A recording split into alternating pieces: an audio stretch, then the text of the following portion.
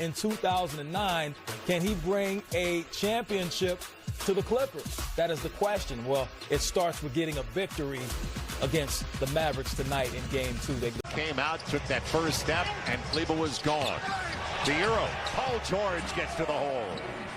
This is huge for his confidence. 7 shooting over 6-8. Luka with his first bucket of the game on his first attempt. Dallas by 5 early. George, I like this. He put his body into Porzingis. I like this. Got away with one with a walk. And right through the hands of Zubac. Taken away though. Kawhi Leonard on the deflection. Free in the corner. And Leonard points off the takeaway. Kawhi Leonard splits it out top. Shares it well. Wide open, Paul George. Posing, but it didn't pay off. Porzingis on the deflection with Luka. So Paul George going to the free throw line. He was off to a slow start in Game 1. He made sure that wasn't going to happen in Game 2. He's 3 of 4 from the field, but it was a 51-point win for the Dallas Mavericks, second largest in franchise history. So they've got to feel good about the matchup going in because they have succeeded at a high rate against them. He's got a Dustin. He averages 7. Mid-range, not close. Paul George thought he was tapped. 28-0 when they've led at the end of the first quarter. Different story, though, in the postseason. It hasn't mattered for the Clippers whether it's Willie Cauley-Stein or Porzingis. Jalen Brunson might not have been the best talent on that Villanova team, but he was their leader. He was the guy that made everything go, and you can see why he's so valuable for these Mavericks. As Serge gets a good bucket inside right there. Yeah, great pass over the top for Serge Ibaka. He missed 30 games with a back injury, and he's not really up to playing totally like he did before. He only played 13 minutes in Game 1. Brunson all the way to the hole, doesn't get the finish. Paul George with the board. Give it up. Ibaka lost the handle, and Nico Melli picking up the foul on the reach. And he's not afraid to use some of those old school post moves. Finney Smith finds Porzingis up against Kawhi. Little fall away, doesn't get the roll.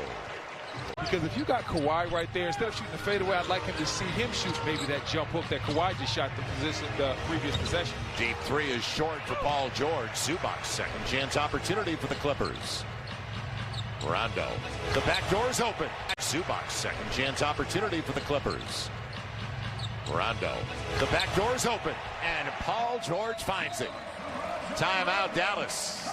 We're going to go to you on some nights and give Luka a break. He's still only 25 in his fifth season. Break it off. Oh, no. And the foul. Oh, no. That's not fair either. Hold up. Paul George broke it on Porzingis. Yeah, he's a little pale, Porzingis is, but I think he's a shade of red now. And a 1-point lead for the Clippers. Luka really wants to go out here and put a little bit of extra umph on it. 17 on 10 shots for Luka. He's now 2 of 4 on his threes. Right back at it. Paul George. Clips only 77%. I think the Clips got to go right back to. They have to go right back to Kawhi Leonard guarding Luka. He wanted Dorian Finney-Smith. Beverly got under his skin, forced him into the turnover. Wide open, Paul George on the trail. And a flat shot comes up short.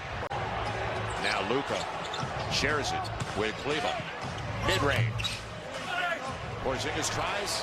Knocked out well by Kawhi Leonard. And the foul on Luka as Paul George hits the deck. Finney-Smith with his first bucket of the game on his first attempt. Now Paul George, you said it. Great pass. And Beverly comes through. And Luka Doncic now is up to 23. It's a match race. Luka and Kawhi Leonard. That was defended by Porzingis. Paul George looking for the foul, won't get it. Beverly meets Doncic at the logo. Deflected, intercepted, ahead to George, behind the defense with the flush. As the foul is called on Luka. Now the perfect setup, Zubac. Every time Porzingis is involved in that pick and roll, he's either giving up a jumper, drives downhill, or lobs at the rim. And Luka rushed it a little bit. He saw Zubac in front of him. 76-74, but you got a ring with the Dallas Mavericks in 2011. And Dirk Nowitzki. Yeah, Luka. And gets hammered from behind. What the Clippers excel at, and they set a new NBA standard this year, the free throw line is what's killing the Dallas Mavericks right now. Clippers hit 84% of their free throws this year. That's the best in NBA history. The Mavericks, they're 3 of 9 so far in a close game. And they're now allowing that mismatch with Zubac to take place against Luka Doncic. Luka over Patrick Beverley at the end of the shot clock, and hard off the heel, Paul George picks up the board. Neither team is going to rush into their half-court sets. We mentioned at the top, they're not pace teams at all. The bottom third of pace. All the way to the hole, and a blown opportunity for Paul George. Oh, Paul George wants a foul, but now, Paul, you got to finish that one. Hardaway. He's got Beverley on his back, a little leaner, coming up short. It hasn't been that easy this game, but still, Luka's got 26. And going after another triple-double, Paul George. Yeah, it was a little bit of a force, but it worked. Gets into the paint again, but Willie Cauley-Stein defended it well. Paul George mid-range. And again, in and out. He's only got 1 bucket so far in the second half. He's 8 of 16 for the game. Hardaway all the way to the hole. Luka with the dime. That's his 6th assist of the game. Go along with 4 boards. Entry, not a good one. Zubac wasn't ready for it. A rare miss by Kawhi Leonard, who's now 11 for 17. Hardaway, count it? Yes. No, they're going to say foul on the floor. Saying it's on the floor. As far as scoring goes, enters the fourth quarter with 35 points, shooting 14 of 22 from the floor. Richardson for 3, only 33% on the year. The time is now. Leonard's got 34, but Luka's got 35. Hardaway Jr. 25, and Paul George on the elbow fills it up. Yeah, and it's, like I said, it's not about the offense, it's all about the defense. The defense for the Clippers is going to have to come alive. Rick making Jalen Brunson a little short, and Powell clears it away. Brunson has Dorian Finney-Smith. Paul George, Zubac taking it away from each other is George. So they just have to stay in range until they can get Kawhi back on the floor. And this guy needs to fill it up, and he does. Paul George with a triple. But Richardson delivers big time late in this one. Inside of 9, George another. Very strong, but on the back tap. It's Rondo with a second chance opportunity. But let's face it, when the Clips have had a lead, it's been brief. Dallas has dictated the tempo.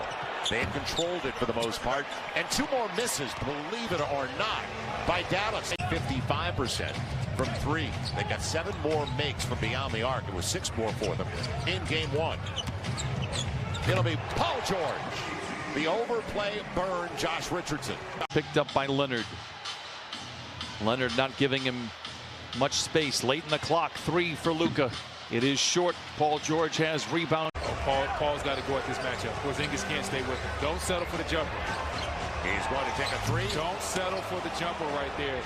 Drive Porzingis. That's an excellent opportunity. Leonard up and down, plays back over to George. Kawhi for 3. It's good. 41 for Kawhi Leonard.